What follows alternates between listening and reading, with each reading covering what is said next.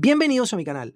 Somos Santiago de León Audio, un grupo de artesanos dedicados al sonido de alta fidelidad, y esta es la cuarta parte de la restauración del amplificador integrado Technics SU8080 de 1976 y la transición entre el sonido primitivo de los amplificadores de estado sólido de comienzo de los 70 hacia el sonido más refinado que tendrían los amplificadores al final de los 70 y a comienzos de los años 80. El asunto es que para 1975, por poner una fecha, ya los amplificadores eran grandes, sofisticados, potentes, tenían todos los recursos, modos y maneras que los clientes podrían querer en cuanto a control de sus amplificadores, pero no tenían el sonido que la gente esperaba. Muchos tenían grano, tenían problemas en el diseño del preamplificador, tenían distorsión de cruce por suero, tenían un montón de defectos que estaban muy lejos de lo que la gente esperaba que fuera el sonido de alta fidelidad. Eso, como yo expliqué en el video dedicado al Marantz 1200B, retrasó la transición entre el sonido valvular y el nuevo sonido transistorizado. Pero los transistores se iban a imponer por una cuestión de costos, así que había que resolver el problema y hacer que sonaran dulce. Si bien eso no se resolvería hasta 1984, cierto es que los fabricantes empezaron a trabajar en el tema desde estos dos catálogos, de Sansui y de Technics. El problema era que los amplificadores en los años 70 tenían ruido de fondo, tenían distorsión armónica, tenían grano, tenían deformación en alta frecuencia, tenían una cantidad de defectos que eran notorios y que se hacían notables cuando la gente los comparaba con equipos más sofisticados que ya estaban disponibles. Así se cambiaron muchas cosas. Una de las cosas que se cambió fue el concepto del diseño y el diseño de las etapas de control de las tarjetas de potencia o de los módulos de potencia de los amplificadores integrados. El diseño original se parecía más a etapas de dos transistores con buffer de corriente, pero el nuevo diseño de los años 80 sería completamente diferente y comienza con este esquemático.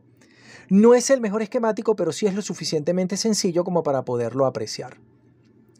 La etapa ganadora de voltaje de entrada, que eran dos transistores colocados en cascada, sería sustituida por este nuevo arreglo. A veces una fuente de corriente con un par diferencial acoplado térmicamente, más un espejo de corriente. Este tipo de amplificador sería la regla en los años 80, y si bien en este diseño en particular no está de lo más refinado, sí está bien implementado.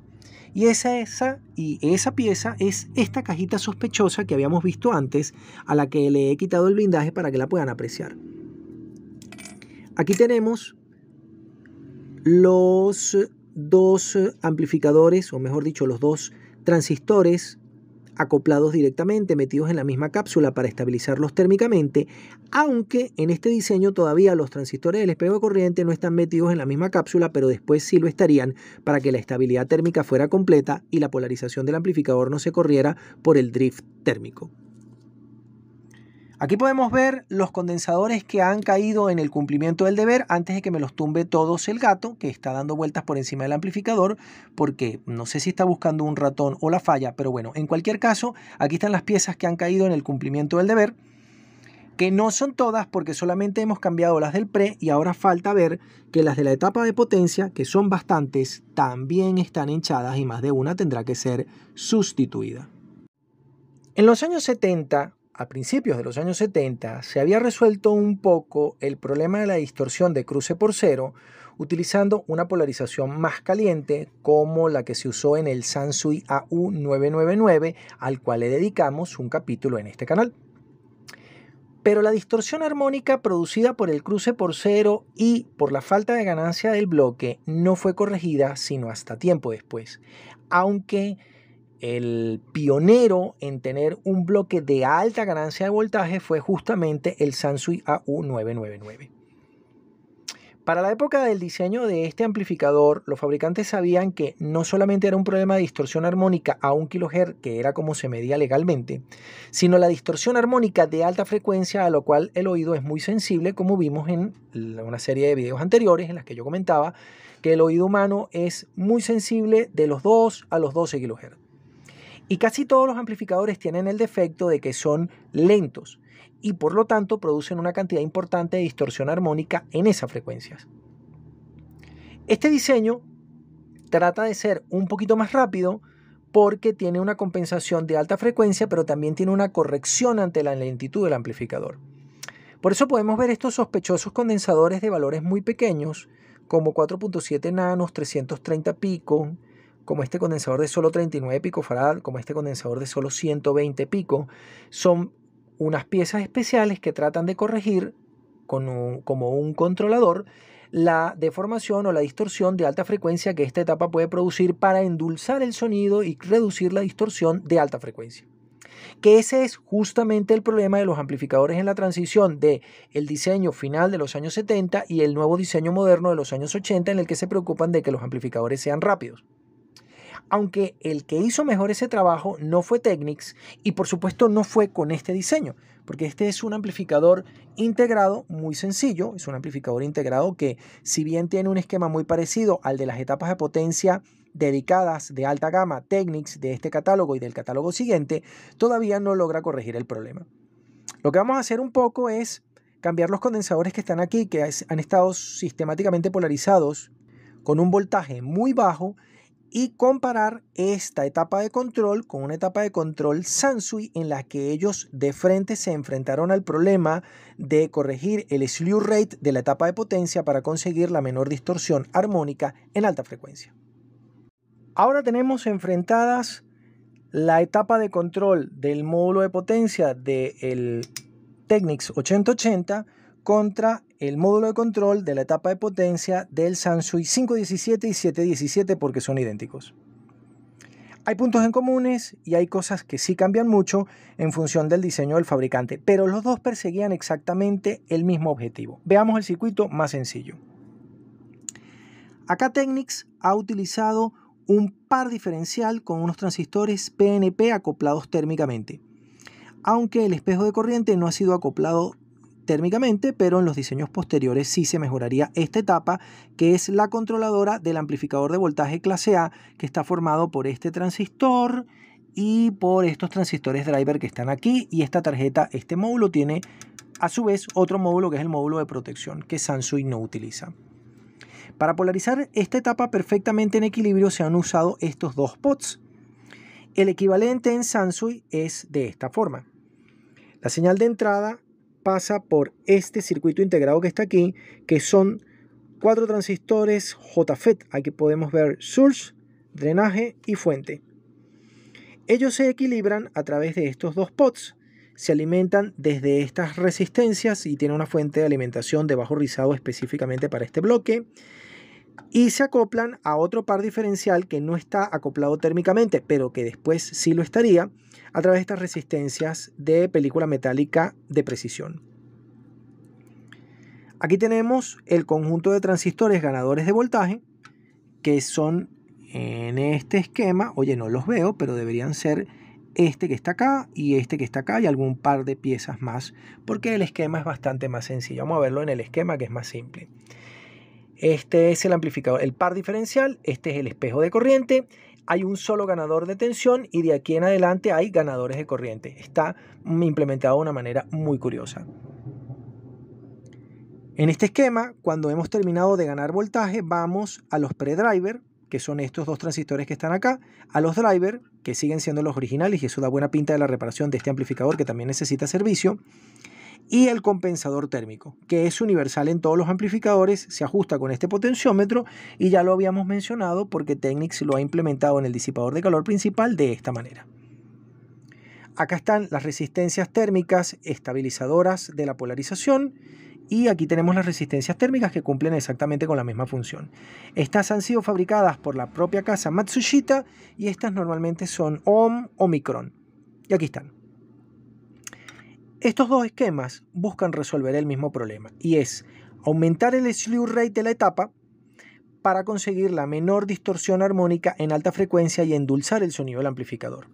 De hecho, este 8080, a pesar de tener un esquema considerablemente más sencillo que el que usa Sansui, pues no suena mal. Suena bastante bien, tiene un sonido muy dulce porque no lo han hecho a fuerza bruta, sino que han aplicado alguna pequeña cantidad de correcciones que se pueden ver en estos condensadores de cerámica para mejorar el tiempo de ascenso y descenso de la etapa, es decir, la velocidad en alta frecuencia y mejorar la amplificación.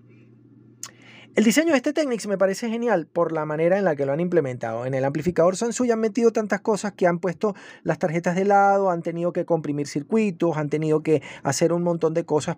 Por cierto, vale decirlo, el 517 es una obra de arte a la cual le vamos a dedicar un par de videos para explicarlo, así como se lo dedicamos en orden al 777, al 999, al 5009, al 666, al 5900, etc.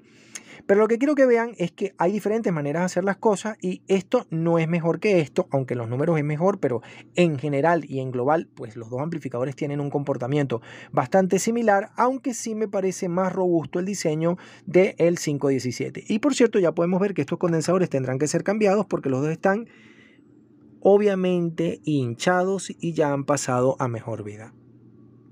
Algunos tendrán la curiosidad de saber por qué Technics organizó físicamente los componentes de esta manera formando una línea. Es decir, por qué los transformadores y después los filtros y después la etapa de potencia y después la etapa de control.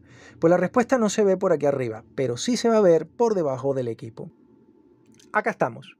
Sucede que tenemos los dos transformadores, como los hacen los japoneses, terminados con una cinta de cobre para matar las corrientes de Focult y hacer que se calienten menos. El voltaje que sale de ellos va directamente a estas tarjetas donde están los puentes rectificadores de 4 diodos acoplados directamente a los capacitores gigantescos, y ocurre que de aquí para acá van a haber unos picos de hasta 12 amperios, una corriente muy grande. Por eso estos capacitores electrolíticos son especiales, porque deben soportar una alta corriente, son de terminales de lengüeta, y ya en el Sansui AU919 estos capacitores son con terminales de tornillo. Esa enorme corriente es conducida directamente desde esta tarjeta con estos cables que son considerablemente gruesos, directamente a los transistores de potencia para evitar caída de tensión, para evitar pérdida de potencia y para reducir la impedancia de salida. Por eso los filtros se han colocado en este amplificador en particular tan cerca como es posible de los transistores de salida, pero con una separación térmica para evitar que los capacitores sufran por el calentamiento. Esta es la razón por la cual se ha dispuesto de esta manera. Este es el centro del diseño, el disipador de calor donde están colocados los transistores de potencia. De un lado les llega el alto voltaje y la altísima corriente que les tiene que proporcionar la fuente de alimentación de baja impedancia para que los transistores puedan hacer el trabajo y entregar, en este caso, sus 70 vatios por canal de salida. Y justamente del otro lado, separado y protegido del ruido que tiene la etapa de alimentación, la tarjeta de control, que también tiene que estar acoplada con un montón de cables justamente a los transistores de potencia, porque esta tarjeta debe controlarlos a ellos para que ellos le entreguen la señal amplificada a los altavoces. Ahora sí tiene sentido este diseño y es un diseño genial. Sansui ha hecho también algo similar porque el propósito es el mismo, pero no lo ha ordenado de esta manera tan particular. El otro fabricante que más o menos hizo un diseño como este, muy limpio, muy sencillo y muy inteligente, fue Yamaha con sus piezas 1010, 2010 y 3010. El 810, a pesar de la misma serie, no está hecho de esta manera. He dejado casi permanentemente este amplificador Yamaha CA800 como referencia porque es el que tiene el panel de controles más completo que puede haber, y de hecho tiene algunos controles por el lado trasero. Es tan completo que apenas es superado por los propios preamplificadores de Yamaha en cuanto a opciones. Yo no estoy queriendo decir con esto que este amplificador suene mejor o suene peor, porque hay varias personas que me han escrito por el foro de preguntas de YouTube y entienden cosas que yo no dije. No estoy diciendo eso. Yo lo que estoy diciendo es que tiene un panel de controles muy completo. Y lo vamos a utilizar como referencia para compararlo justamente con el panel de controles del SU8080, que es también el panel de controles del 5050, 6060, 7070, 8080, 9090 y luego el 8088 y el 8099K. Veamos. Lo primero que tenemos en este equipo es un selector de entrada. Aquí lo llaman selector de función. Ese selector también está disponible acá. Tenemos otro selector que es el selector del bucle de grabación. Acá está. En este caso es muy completo porque incluso nos permite duplicar cintas. Acá lo tenemos. Se llama simplemente Tape Monitor y Rec Mode, porque aquí está dividido en dos partes. Muy interesante. Hemos perdido el selector de modos, que es estéreo al revés, estéreo normal, monofónico, solo canal derecho y solo canal izquierdo. Este control se perdió y los amplificadores de los años 80 no lo tienen, pero este, que es un amplificador del 74, sí lo tiene, porque era muy útil para calibrar los altavoces y tenía su utilidad para oír discos monofónicos. En el caso de Technics, de ese control, si la cámara le diera la gana de enfocar, solamente nos queda esto, el selector mono estéreo. Pero tenemos otras cosas. Por supuesto, tenemos el selector de speaker, que es igual, y el control de bajos agudos, que también es desconectable y es igual. Y aquí tenemos el control de bajos agudos, que es desconectable acá. No, mentira, es desconectable, creo que es este. Y el selector de speaker. Ahora vamos a ver las particularidades de este equipo porque es muy interesante. Sucede que este amplificador no termina de ser un amplificador de los años 70 porque es más avanzado, pero tampoco es un amplificador de los años 80 porque le faltan cosas. Y por eso es un amplificador de transición y he querido presentarlo así. No solamente la reparación del equipo, porque ustedes ya me han visto un montón de veces cambiando condensadores. Eso no tiene novedad y yo creo que ya no tiene interés. Eso no es así. O sea, sí es interesante ver que se le va a reparar el amplificador, pero todos los videos no pueden ser de lo mismo. Este amplificador es de la transición porque aquí tenemos otras cosas que no teníamos en los años 70, pero que empezaremos a ver en los años 80, sobre todo los amplificadores buenos. Veamos. Si la cámara enfoca, acá está. En el amplificador Yamaha podemos seleccionar entre 3 la impedancia de entrada del cartucho. Pero aquí podemos hacer dos cosas que fueron comunes y de buen gusto en los amplificadores de final de los años 70 y la transición al sonido de alta fidelidad de los años 80, que es seleccionar la resistencia y la capacitancia de entrada de la sección fono. Esto es muy importante porque si la aguja está mal cargada no suena bien. En el amplificador Yamaha CA810, el posterior del que les he mostrado, este selector tiene múltiples posiciones, pero no permite un ajuste por separado. Los amplificadores que tienen ajuste por separado son los Pioneer 8502 y 9502, y por supuesto los preamplificadores. Si la impedancia es muy pequeña, la aguja suena oscuro. Si la impedancia es muy alta, la aguja puede tener un sonido chillón. Si la capacitancia es baja, se va a ajustar a algunas cápsulas y a otras no. Y si la capacitancia de entrada es muy alta, también vamos a tener un sonido oscuro. Conseguir el match de estos valores está muy bien. Y poner el control al frente, y no como lo hizo Sansui, que colocó este control de lado, me parece de muy buen gusto. Esto está genial. Y es una facilidad porque la sección fono está justamente detrás de este grueso frontal. Que por cierto, quiero comentarles una cosa que aquí no se ve. Los frontales que usa Pioneer son unas láminas de aluminio que se cepillan, se mecanizan y se imprimen. Los frontales que usa Yamaha, aunque tienen el mismo aspecto, son perfiles de aluminio.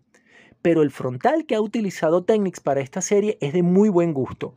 No sé si se puede notar por los lados. En cualquier caso, esto no es un perfil ni es una lámina de aluminio. Esto es un molde vaciado a presión. Esto es otra cosa de mucha mejor calidad. Muy interesante en cuanto a la construcción. Ahora, ¿qué tenemos adicional? Aquí tenemos que podemos desconectar el control de tono completo. De hecho, hay una luz que nos indica que el control de tonos está conectado. Y aquí está una conexión de un filtro subsónico que es específico de la etapa de potencia, no un acople de CDC, porque este amplificador puede funcionar con acople DC-DC como el Sansui 517 y 717, pero el 517 y 717 de Sansui tiene la desconexión DC-DC por detrás, mientras que este equipo la tiene al frente, de muy buen gusto para usar un pre-externo. Lo otro es que, porque el filtro subsónico propiamente es este otro, no confundir este mando con este mando. Esto es otra cosa. Pero algo que tiene el equipo y que los amplificadores de los años 70 no solían tener era este mando que está acá. Este mando es un direct line, es decir, la señal de entrada se acopla directamente es seleccionada, se acopla directamente al control de volumen y va a la etapa de potencia sin pasar por el preamplificador. Esta idea tiene que ver con el hecho de que los preamplificadores, que esa es la verdadera transición, se descubrió que también producían una cantidad importante de distorsión. Hasta aquí este video y el resto de estos temas los vamos a aclarar con mucho detalle en los 5 videos que le vamos a dedicar al Sansui AU517, en el que también seguiremos hablando por comparación de este Technics SU8080. Desde Santiago de León de Caracas, saludos y suerte.